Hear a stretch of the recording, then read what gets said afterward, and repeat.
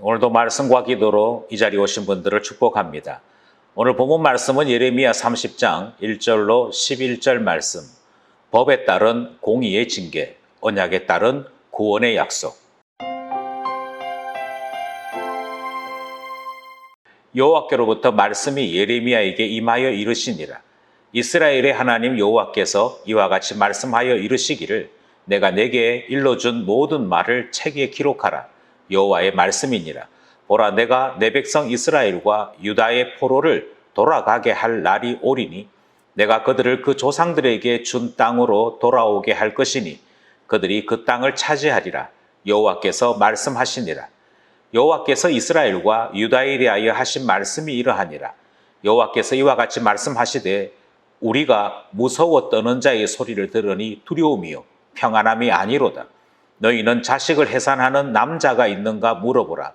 어찌하여 모든 남자가 해산하는 여자같이 손을 자기 허리에 대고 모든 얼굴이 겁에 질려 새파래졌는가. 슬프다 그날이여, 그와 같이 엄청난 날이 없으리라. 그날은 야곱의 환난의 때가 되미로다. 그러나 그가 환난에서 구하여 냄을 얻으리로다. 만군의 여호와의 말씀이라. 그날에 내가 내 목에서 그 멍에를 꺾어버리며 내 포박을 끊으리니 다시는 이방인을 섬기지 않으리라. 그들은 그들의 하나님 여호와를 섬기며 내가 그들을 위하여 세울 그들의 왕 다윗을 섬기리라. 여호와의 말씀이니라. 그러므로 나의 종 야곱아, 너는 두려워하지 말라. 이스라엘아, 놀라지 말라. 내가 너를 먼 곳으로부터 구원하고 내 자손을 잡혀가 있는 땅에서 구원하리니 야곱이 돌아와서 태평과 안락을 누릴 것이며 두렵게 할 자가 없으리라. 이는 여호와의 말씀이라. 내가 너와 함께 있어 너를 구원할 것이라. 너를 흩었던 그 모든 이방을 내가 멸망시키리라. 그럴지라도 너만은 멸망시키지 아니하리라. 그러나 내가 법에 따라 너를 징계할 것이요 결코 무죄한 자로만 여기지는 아니하리라. 아멘. 예, 오늘 본문에서부터 예레미야 30장 본문이 시작됩니다. 30장, 31장은 신탁의 말씀, 그러니까 하나님의 계시의 말씀이 선지자를 통하여 바로 전달되는 그런 내용을 담고 있지요.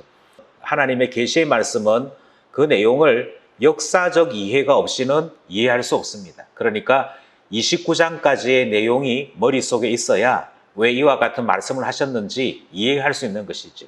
오늘 본문 말씀도 29장 마지막 말씀과 연결되는 예언의 말씀입니다. 거기에 뭐라고 되어 있는 거 아니? 하나님께서 복된 날을 보게 하신다, 이렇게 약속하신 것이 있지요. 그 복된 날이 어떤 날인가, 그것을 소개하는 예언이 1절로부터 24절까지 이어지고 있습니다. 그러니까 오늘 본문은 24절까지의 본문 가운데 앞부분 11절까지의 내용을 함께 묵상하게 되는 것이죠. 하나님께서 어떻게 이스라엘 사람들에게, 유다 사람들에게 회복을 예언하시는지, 말씀하여 주시는지 살펴보도록 하겠습니다. 본문 안으로 들어가겠습니다. 먼저 1절 말씀입니다. 여호와께로부터 말씀이 예레미야에게 임하여 이르시니라. 하나님의 말씀이 직접 전달되는 것이죠. 2절, 이스라엘의 하나님 여호와께서 이와 같이 말씀하여 이르시기를 내가 내게 일러준 모든 말을 책에 기록하라. 3절, 여호와의 말씀이니라. 보라, 내가 내 백성 이스라엘과 유다의 포로를 돌아오게 할 날이 오리니 내가 그들을 그 조상에게 준 땅으로 돌아오게 할 것이니 그들이 그 땅을 차지하리라. 여호와께서 말씀하시니라. 1절로부터 3절이 24절까지 이어지는 긴 예언의 말씀에 서론 역할을 합니다. 표지 역할을 하는 것이죠. 우리는 이 부분에서 세 가지를 확인할 수 있습니다. 먼저 하나님께서 유다의 백성들 이렇게 말씀 안 하시고 내 백성 이스라엘과 유다라고 말씀을 하시죠. 그러니까 북왕국 이스라엘과 남쪽 나라 유다 왕국 모두를 호칭하고 있는 것, 부르시는 것을 확인할 수 있습니다. 북왕국 이스라엘이 주전 722년에 멸망했는데 그들이 멸망한 지 오래되었으나 그럼에도 불구하고 하나님은 심판할 때에도 회복할 때에도 함께 기억하는 것을 우리는 본문을 통해 확인하게 되는 것입니다. 이것은 이스라엘도 하나님의 언약 백성임을 하나님은 기억하고 계신다. 하나님은 약속하신 것을 반드시 기억하고 계신다 하는 사실을 확인하게 됩니다. 또 우리는 2절 말씀에서 모든 말을 책에 기록하라 하시는 말씀을 듣습니다. 그러니까 바로 백성들에게 들려주는 것이 아니라 예레미야에게 말씀하시고 예레미야에게 먼저 책으로 쓰고 책을 쓰고 난 다음에 백성들에게 말하는 이 세 단계를 거쳐서 말씀하는 것을 봅니다.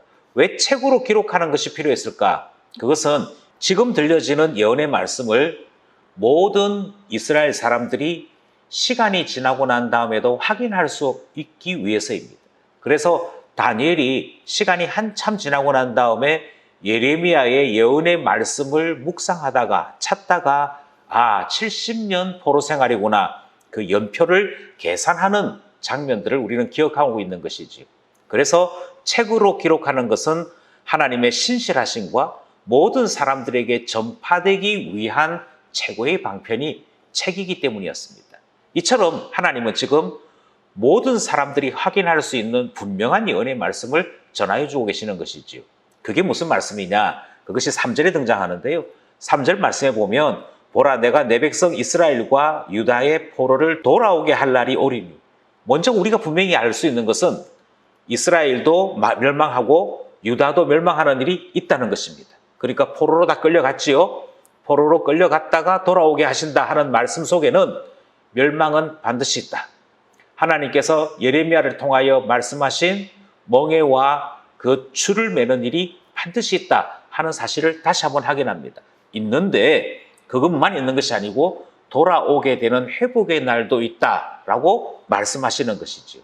돌아오서 회복하게 되어지는 이 장면을 하나님은 좀 특이한 방법으로 표현하셨습니다. 3절 뒷부분에 보니까 그들이 그 땅을 차지하리라.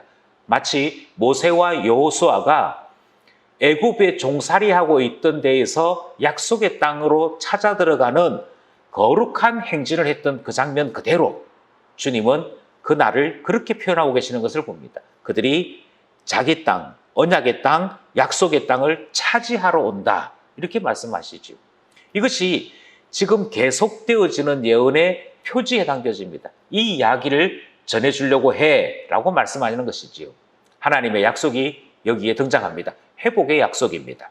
이제 4절 말씀 보시겠습니다. 4절로부터 7절의 말씀은 주님께서 이 회복이 있기까지의 시간표를 다시 한번 정리하고 계십니다. 4절 여호와께서 이스라엘과 유다에 대하여 하신 말씀이 이러하니라. 5절 여호와께서 이와 같이 말씀하시되 너희가 무서워 떠는 자의 소리를 들으니 두려움이요 평안함이 아니로다.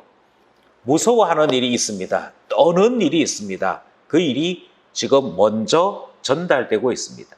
너희는 자식을 해산하는 남자가 있는가 물어보라. 어찌하여 모든 남자가 해산하는 여자같이 손을 자기 허리에 대고 모든 얼굴이 겁에 질려 새파래졌는가. 여기서 남자가 등장하는 일은 용사, 장부 이런 의미를 확인하기 위해서입니다. 그러니까 겁을 내지 않을 것 같은 사람들, 그들조차도 얼굴이 새파래지고 무서워서 부들부들 뜨는 것, 어찌할 바를 몰라서 그들의 손이 허리춤에 있는 것, 이런 여러 어정쩡한 모습들을 소개하고 있는 것 보게 됩니다. 그만큼 무섭다는 거죠.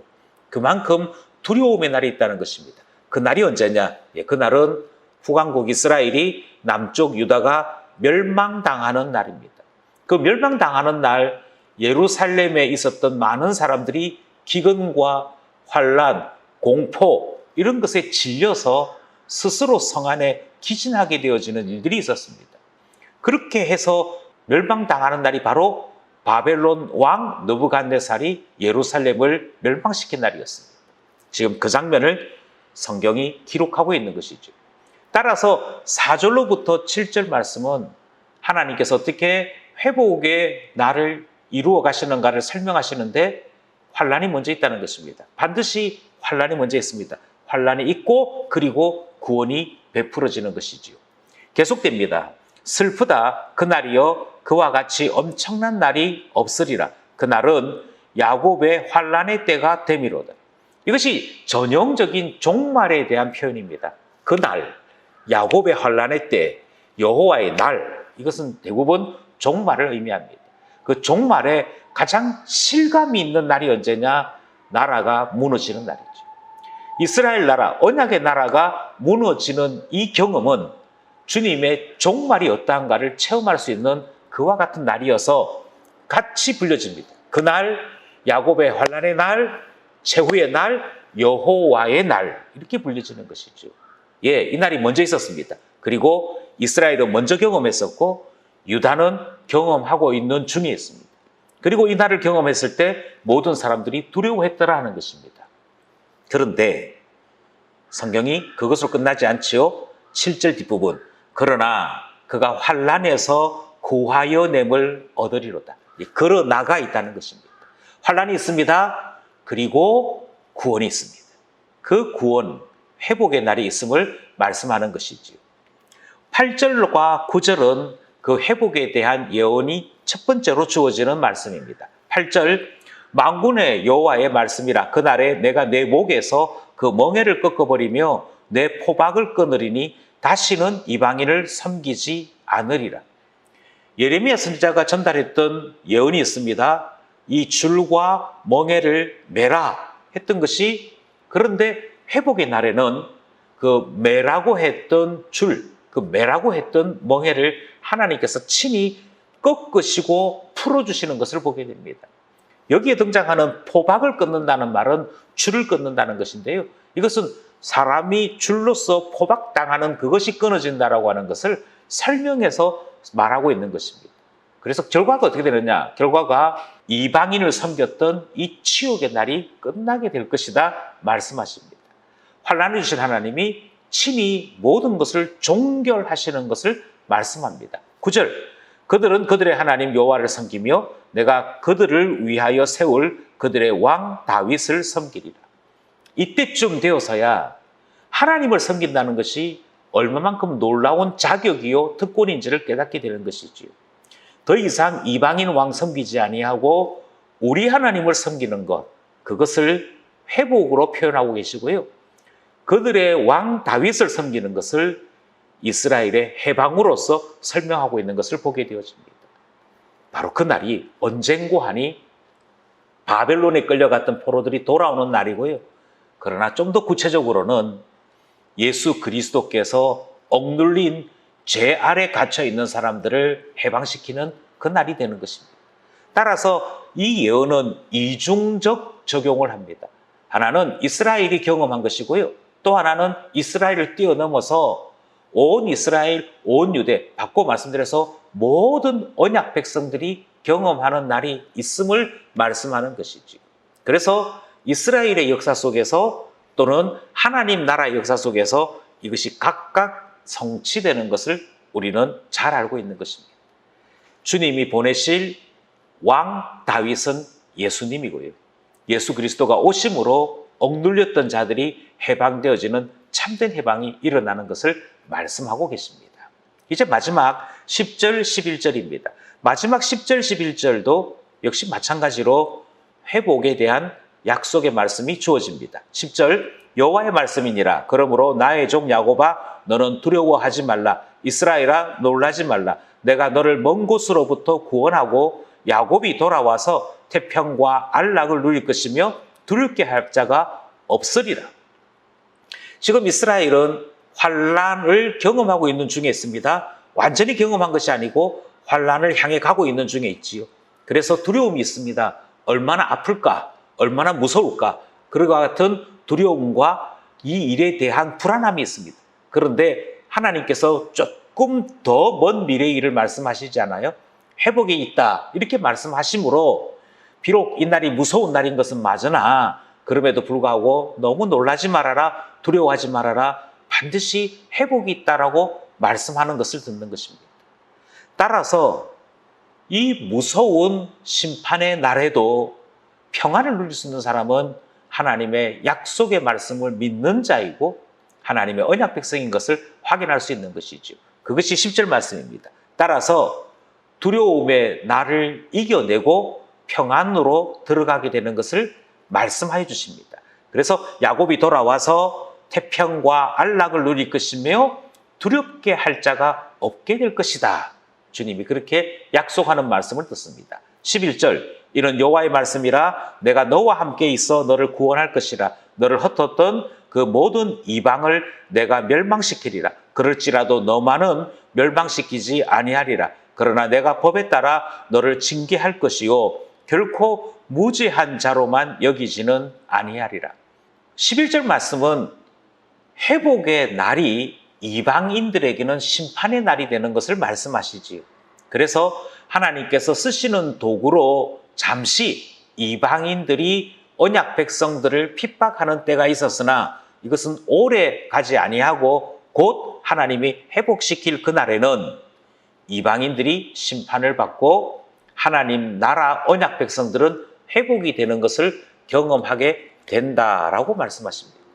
그러니 놀라지 말아야 합니다. 이방이 떠들고 나라들이 무너질 때 하나님께서 우리를 회복시키시는구나. 그것을 받아들일 수 있어야 되고 믿을 수 있어야 하는 것이지. 이것이 지금 11절 말씀이고요.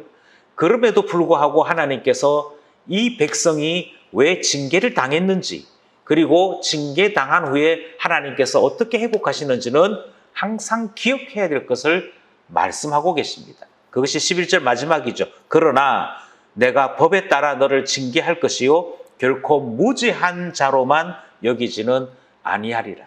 처음부터 죄인 아니었던 것처럼 그렇게 살아갈 수는 없습니다. 주님께서 11절에 말씀하시는 내용이 이와 같기 때문이지.